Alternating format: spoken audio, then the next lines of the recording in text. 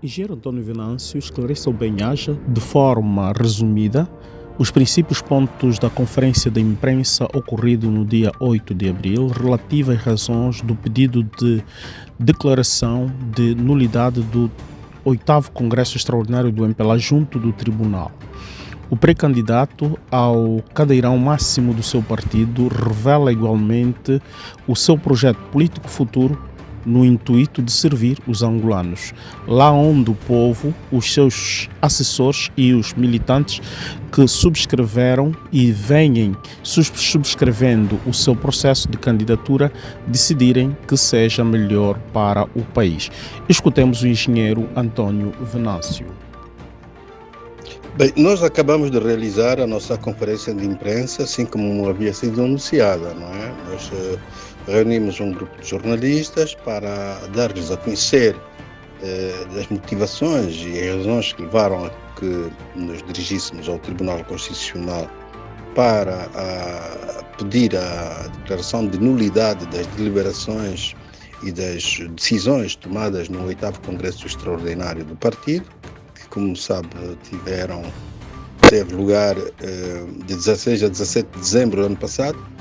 E, portanto, foi uma conferência de imprensa concorrida em que, depois, no final, tivemos a sessão de perguntas e respostas e farei também alguma referência a isso. Mas, de forma resumida, devo dizer-lhe que vimos pelo menos 4 ou 5 pontos fundamentais que informam a nossa petição. O primeiro ponto diz respeito ao prazo legal, ou seja, o Congresso tinha que ser realizado com uma antecedência de pelo menos 60 dias para a sua preparação, discussão, debates, etc. Ou seja, a convocatória deveria ser divulgada até 60 dias, pelo menos, antes da realização do Congresso. O que nós verificamos é que foram apenas 21 dias. Portanto, só isso deixa cair um Congresso. Não há, digamos, correspondência entre os 21 dias e os 60 dias de prazo que está estabelecido no nosso Estatuto. O segundo vício de que enferma o nosso Congresso, o 8º Congresso Extraordinário, diz respeito ao modo em como os militantes foram, digamos, mobilizados para o Congresso. Vou ser mais concreto, a convocatória deveria conter uma agenda de trabalho e antes do Congresso o Comitê Central deveria ter submetido as questões que figuravam na ordem de trabalho à discussão dos militantes nos diferentes escalões do partido. Isso não aconteceu. Portanto, outra violação gravíssima. Quer dizer que o conteúdo da agenda de trabalho, dos assuntos que figuravam na agenda de trabalho, não foram do conhecimento e para discussão nas bases e nos organismos intermédios do partido. O que pode-se dizer que os militantes foram apanhados de surpresa.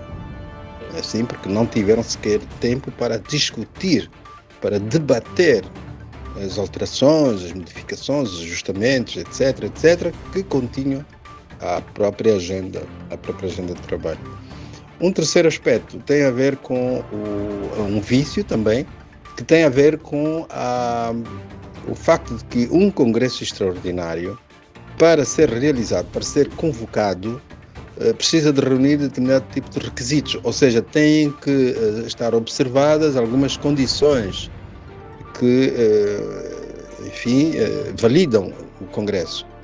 E essas condições são situações excepcionais, entre as quais o facto de que, por exemplo, algum assunto seja de natureza inadiável, seja de natureza urgente, isso sim pode ser incluído, esse assunto pode ser incluído na agenda para um congresso extraordinário.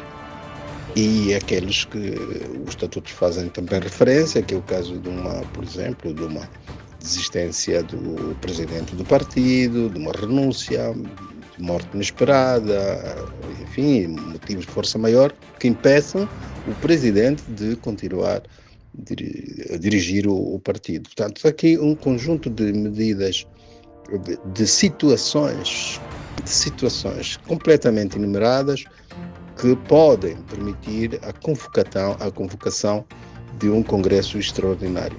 Um outro vício. O Congresso Extraordinário não tem competências para alterar os estatutos. Por exemplo, nós fazemos uma diferenciação entre Congresso Ordinário e Congresso Extraordinário. No Congresso Ordinário, por exemplo, a cisão, a extinção do partido, ou a fusão do partido, etc. Isso não pode ser feito num Congresso Extraordinário, porque os estatutos proíbem isso. Isso tem que ser feito num Congresso Ordinário. A alteração de estatutos não pode ser feito num Congresso Extraordinário, a menos que haja alguma coisa muito concreta no país, alguma alteração da ordem política, do sistema político, guerra, etc., que possa depois dar origem à convocação de um Congresso Extraordinário, como foi que sempre aconteceu no nosso partido, quando da morte do camarada Agostinho Neto, em 79, em 80 tivemos que fazer um Congresso Extraordinário, quando do BICES, né, o Corte BICES, tivemos que fazer um Congresso Extraordinário, quando foi a questão da alteração do sistema político de monopartidarismo para o multipartidarismo, tivemos que fazer um Congresso Extraordinário, quando mudamos a Constituição em 2010, etc. Ou seja, todos os Congressos Extraordinários do MPLA sempre foram com base em situações de urgência, e estava lá marcada a inadiabilidade do próprio assunto. Portanto, era inviável continuar o partido com aquele estatuto, porque as condições objetivas e concretas do país haviam sido alteradas. Não é o que se passou em 2024. O Congresso Extraordinário de 2024 não traz nenhum assunto urgente e não traz nenhum assunto inadiável. Portanto, nunca deveria ter sido incluída a alteração estatutária nessa agenda de trabalho. E foi. Infelizmente foi. Portanto, temos aqui mais um vício que pode deixar cair o Congresso, e deve deixar cair o Congresso, porque os militantes foram apanhados de surpresa, não é?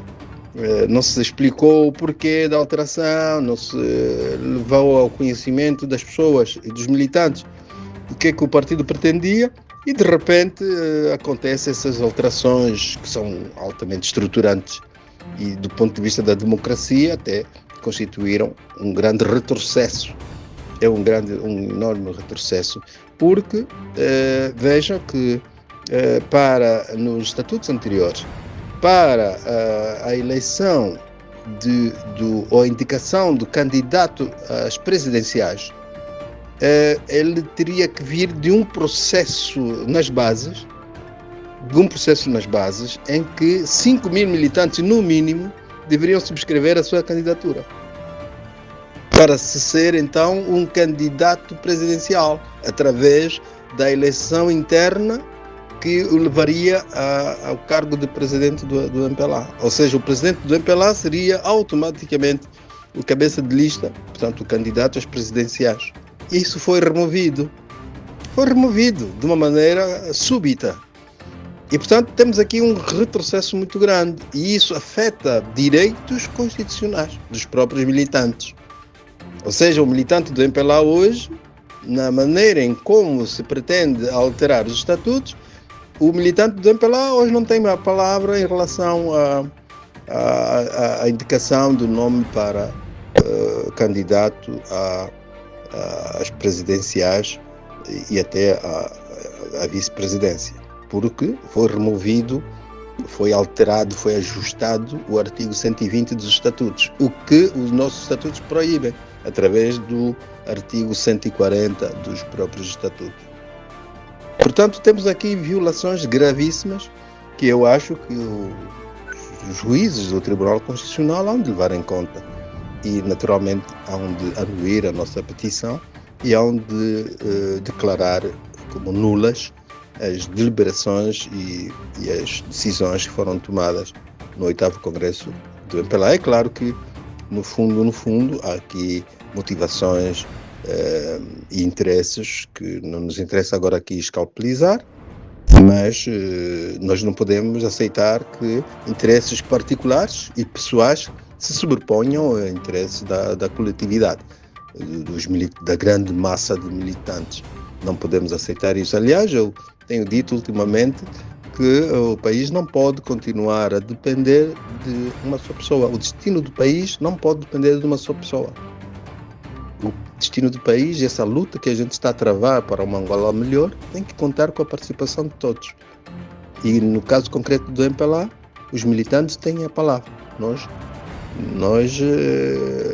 professamos aquilo que nós chamamos de democracia participativa. Está nos nossos estatutos.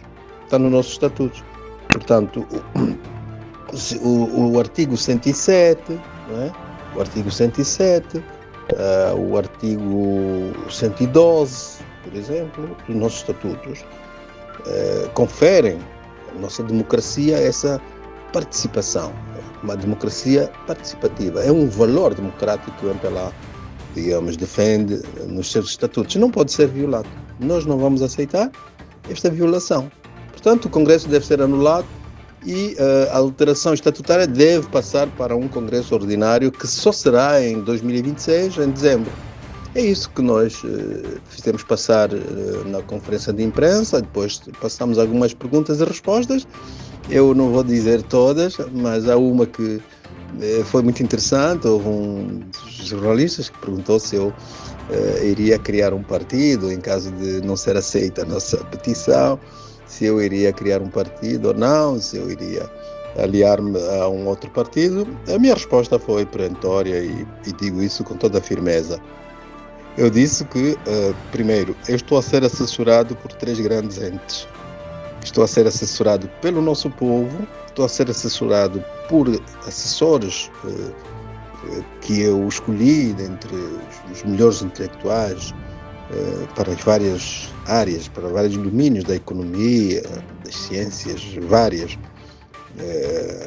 do nosso país, da parte política, da parte social, etc. E esses assessores hão de ter a palavra relativamente ao meu destino, caso o MPLA continue a ser um partido impenetrável, um partido não permeável a novas ideias.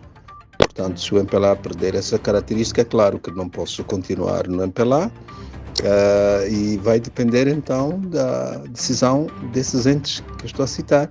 Um outro ente que também é importante considerar no destino que eu irei dar à minha carreira política, a minha trajetória política, será o grande grupo de militantes que me acompanham até hoje. Não os vou abandonar sem que eles tenham uma palavra a dizer relativamente a isso. Portanto, se vou continuar no MPLA ou não, eu costumo dizer que nas minhas veias não corre sangue do MPLA, não corre sangue de partido nenhum. Nas minhas veias corre sangue da Angola, nas minhas veias corre sangue do nosso povo. O meu coração não pertence a nenhum partido, o meu coração pertence ao povo angolano e, portanto, é a ele a quem eu devo toda a minha capacidade, as minhas competências, modestas, mas é a eles que eu devo essa minha capacidade. Portanto, não tenho nenhum problema relativamente à contribuição que eu possa dar ao meu país, dentro ou fora do MPLA. Eu quero ser um cidadão que tem ideias e que quer oferecer essas ideias e pô-las ao serviço do desenvolvimento e ao serviço do nosso povo. Essa foi a pergunta mais interessante que eu elenquei, e há outras, enfim, que fizeram a nível da situação política e económica do país. E eu referi que não estou contente, claro, absolutamente não estou contente com a situação. O desempenho do nosso governo ainda é muito frágil, eu costumo dizer que é sofrível. Eu tenho que melhorar muito em 2025, 2026, porque senão em 2027 é uma derrocada total. Portanto, o MPLA não pode continuar assim. Temos que fazer alguma coisa.